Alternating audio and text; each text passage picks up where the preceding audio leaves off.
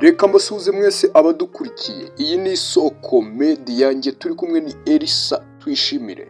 Ndabakunda cyane kandi mpora mbifuriza amahoro y'Imana. Reka turebe amakuru agezweho muri iki gihe. Muri iki gihe turimo ntibyoroshye hagati ya Iran ndetse na Israel. Naho u Rwanda na Congo bageze ku masezerano y'ibanze y'amahoro azasinywa mu cyumweru gitaha. Trump yemeje gahunda yo gutera Iran ariko ntarafata icyemezo cya nyuma. Ibitangazamakuru byo muri Amerika biratugezaho iyi nkuru uko imeze. Reka dutangire ku nkuru yacu ya mbere ivuga ko Trump yemeje gahunda yo gutera Iran ariko atarafata icyemezo cya nyuma. Perezida wa Amerika Donald Trump yemeje gahunda yo gutera Iran ariko ntarafata icyemezo cya nyuma niba yagaba igitero kuri icyo gihugu nk'uko igitangazamakuru CBC gikorana na BBC muri Amerika kibitangaza. Umutegetsi wo ku rwego rwo hejuru mu butasi bwa Amerika yabwiye CBC ko Trump yabaye aretse gutangiza ibitero mu gihe Iran yakwemera kureka gahunda yayo ya nikiriyeri. Amakuru avuga ko Trump arimo gutekereza ku kuba Amerika yarasa ku kigo cya Fordo, ikigo cyubatse munsi y'ubutaka gitunganyirizwamo uranium Iran ikoresha muri gahunda yayo ya nikiriyeri. Kuwa gatatu umutegetsi w'ikirenga wa Iran Ayatollah Ali Khamenei yanze ubusabe bwa Trump bwo kumanika amaboko nta yandi mananiza, mu gihe Trump yavugaga ko ukwihangana kwe kwarangiye. Kuwa gatatu kandi ubwo Trump yari abajijwe ku kuba Amerika yakwinjira mu bitero kuri Iran, Trump yagize ati nshobora kubikora, nshobora no kutabikora.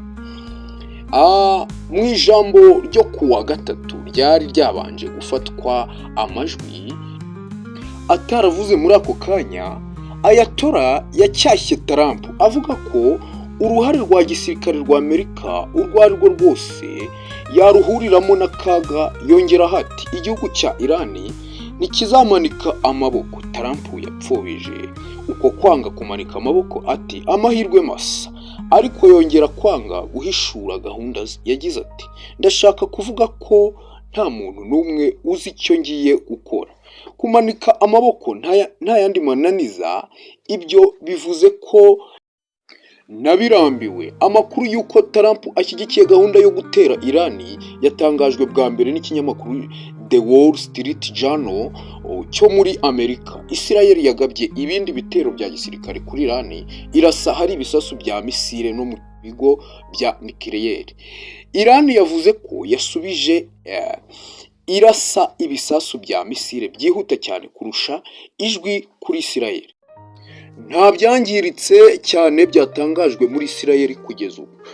Bwari bwo bwa mbere Ayatollah avuze ijambo ku mugaragaro kuva kuwa gatanu ubwo Israel yatangiraga kugaba ibitero kuri Iran, avuga ko ari ibyo gukumira.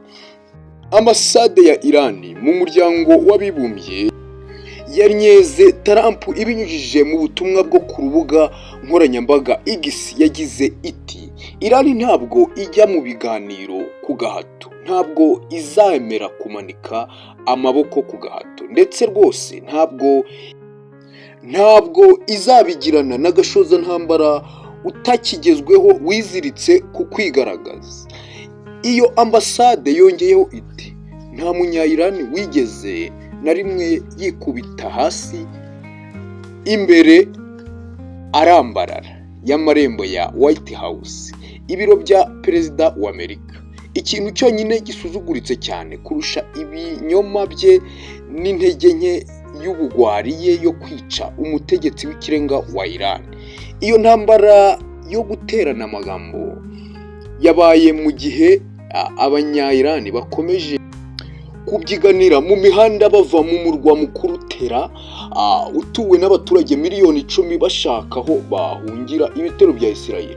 Mu butumwa bwa video bwo kuwa gatatu, Minisitiri w'Intebe wa Israel Benjamin Netanyahu yavuze ko ingabo z'igihugu cye zirimo gutera imbere intambwe ku yindi zerekeza mu gukuraho inkeke ziterwa n'ibigo bya nikiriyeri bya Irani n'ububiko bwayo bw'ibisasu bya misile byo mu bwoko bwa balisitike. Yagize ati tugenzura ikirere cyo hejuru ya Tera, turimo kurasa n'imbaraga nyinshi cyane ku butegetsi bwa Ayatollah, inyito y'icyubahiro y'abakuru bo mu idini ya Isilamu baba Shia muri Irani. Turimo kurasa ku bigo bya nikiriyeri, kuri za misile, ku byicaro bikuru, ibirango by'ubutegetsi. Minisitiri w'ingabo w'Amerika Pete yabwiye akanama k'umutekano inshingamategeko umutwe wa Sena ko Pentagon, ibiro bikuru by'ingabo za Amerika, yiteguye gushyira mu ngiro itegeko iryo ari ryo ryose yahabwa na Trump. Minisitiri Pete yabivuze mu gihe ingabo za Amerika zirimo kwisuganya mu karere k'uburasirazuba bwo hagati. Amato y'intambara ayobowe n'ubwato rutura bwitwa USS Nimitz, indege z'intambara zigwaho zikanahagurukiraho, yafashe inzira ava muri Aziya yo mu majyepfo ashyira uburasirazuba agana ahari irindi tsinda ry'amato y'intambara ayobowe n'ubwato rutura bwitwa USS Carl Vinson. Aya akaba asanzwe ari mu kigobe cy'Abarabu. Indege zinyuranye za gisirikare zirimo n'indege ziha ibitoro indege z'intambara nazo zabonywe ku mbuga za interineti zikurikirana ingendo z'indege ubwo zavaga i Burayi. Amakuru avuga ko indege z'intambara zo mu bwoko bwa F-22 na F-35 nazo zafashe inzira zikurikira. BBC yumva ko kugeza ubu Amerika itarageza ubusabe ku Bwongereza bwo gukoresha ibibuga by'indege za gisirikare byabwo biri ku kirwa izinga mu Kirundi ca Diego Garcia mu nyanja y'Abahinde cyangwa muri Cyprus kugira ngo igabe ibitero kuri Iran.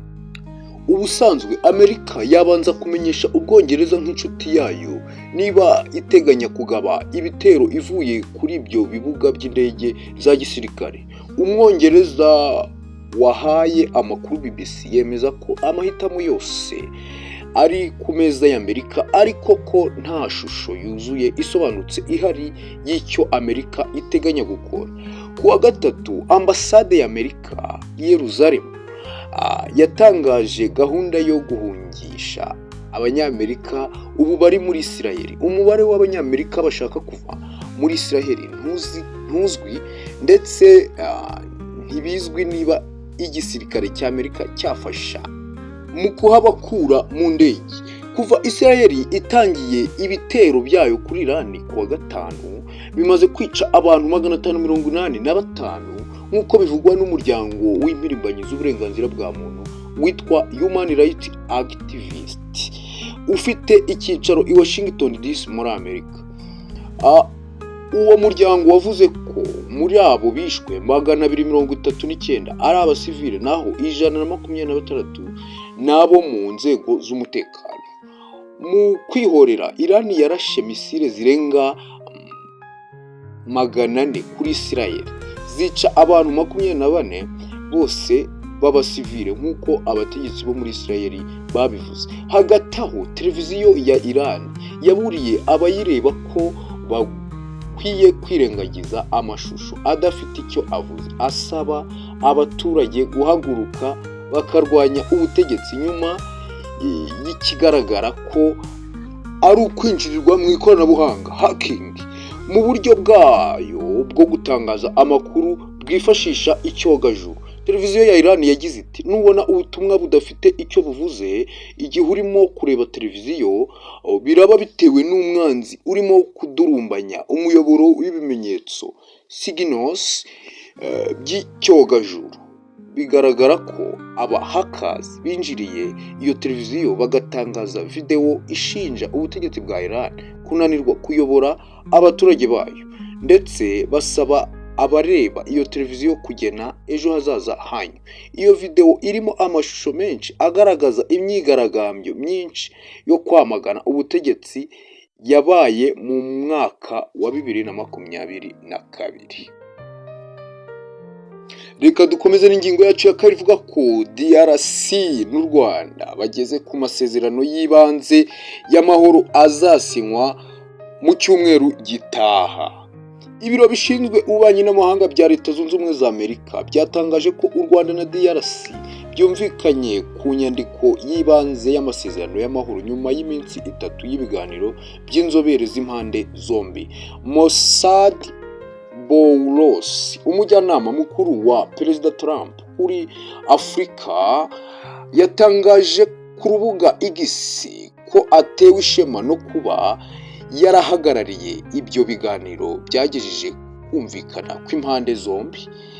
Mossad yavuze ko mu cyumweru gitaha twiteze kwakira ba minisitiri b'ububanyi n'amahanga ba DRC n'u Rwanda kugira ngo basinye ayo masezerano tariki ya 27 Kamena, bahagarariwe na Marco Rubio, uyu mu minisitiri w'ububanyi n'amahanga wa Amerika. Byitezwe ko nyuma yaho abakuru b'ibihugu bya DRC n'u Rwanda bazasinya ayo masezerano y'amahoro mbere y'uko atangira gushyirwa mu bikorwa. N'ibiki bigize ayo masezerano yagezweho? Ububanyi n'amahanga bwa Amerika bwatangaje gusa imirongo migari igize ayo masezerano y'ibanze. Ibirambuye biyarimo ntabwo biramenyekana neza. Ntibizwi kugeza ubu ibiteganywa n'aya masezerano ku mutwe wa M23, niba uzarekura ibice ugenzura ibyo wakunze guhakana, cyangwa nawo uzagera ku masezerano yawo ya leta ya Kinshasa ku rundi ruhande mu biganiro by'Idoha muri Qatar. Itangazo ry'ibiro by'ububanyi n'amahanga bwa Amerika rivuga ko amasezerano yagezweho hagati y'u Rwanda na DRC yubakiye ku itangazo ry'amahame yumvikanyweho n'impande zombi mu kwezi kwa Mata, kandi areba inyungu za politiki, iz'umutekano n'iz'ubukungu z'impande zombi.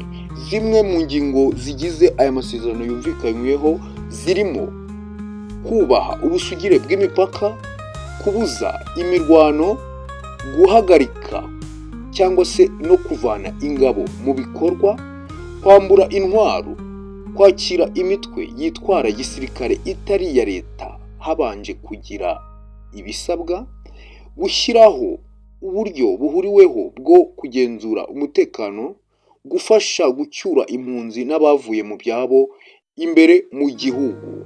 Leta ya Kinshasa, ONU n'ibihugu bimwe by'iburengerazuba nka Leta Zunze Ubumwe za Amerika bashinja leta y'u Rwanda gufasha umutwe wa M23 ubu ugenzura ibice bitandukanye mu ntara ya Kivu y'Epfo na Kivu ya Ruguru, ibyo u Rwanda ruhakana. Kinshasa yakomeje gusaba ko u Rwanda rugomba kuvana ingabo zarwo muri DRC kugira ngo bagere ku masezerano y'amahoro. Leta y'u Rwanda, umuryango w'abibumbye na bimwe mu bihugu by'iburengerazuba nabo bashinja Kinshasa gukorana n'umutwe wa FDLR urwanya u Rwanda, ibyo Kinshasa nayo ihakana. Mu kwezi gushize, muri uyu muhati wo guhuza ibihugu byombi, Amerika yavuze ko impungenge za buri ruhande, Kinshasa isaba kuvana ingabo z'u Rwanda muri DRC, Kigali isaba gusenya umutwe wa FDLR zigomba kurebwaho no kubahirizwa muri ayo masezerano y'amahoro. Washington kandi yavuze ko izi mpande zombi nizigera ku masezerano y'amahoro izakurikirwa n'ishoramari rya miliyari z'amadolari za kompanyi z'abanyamerika mu bucuruzi ndetse no mu bucukuzi bw'amabuye y'agaciro muri DRC, Kongo n'u Rwanda. Abategetsi ba Amerika bavuze ko leta ya Qatar yitabiriye ibiganiro byagejeje kuri aya masezerano y'ibanze yagezweho kugira ngo bijyane n'imihate y'ibihugu byombi. Katari na Amerika y'ibiganiro bigamije kugera ku mahoro. Ibiro bishinzwe ububanyi n'amahanga bwa Amerika bivuga ko uruhande rwa DR Congo n'u Rwanda byishimiye umusanzu n'imihate ya Leta Zunze Ubumwe za Amerika na Katari nk'abafatanyabikorwa mu kubona igisubizo mu mahoro. Ngayo nguko rero amakuru yaragezweho muri aya masaha nayakugezagaho. Iyi ni Isoko Media yagumye bane natwe. Niba utarakora subscribe, nyamuneka ikora subscribe nonaha, ukore share ndetse utere comment kugira ngo ibintu birusheho kugenda neza. Amakuru yacu rero yo nakagaruka. Ndabakunda cyane. Imana ibarinde kandi ibahe amahoro yayo.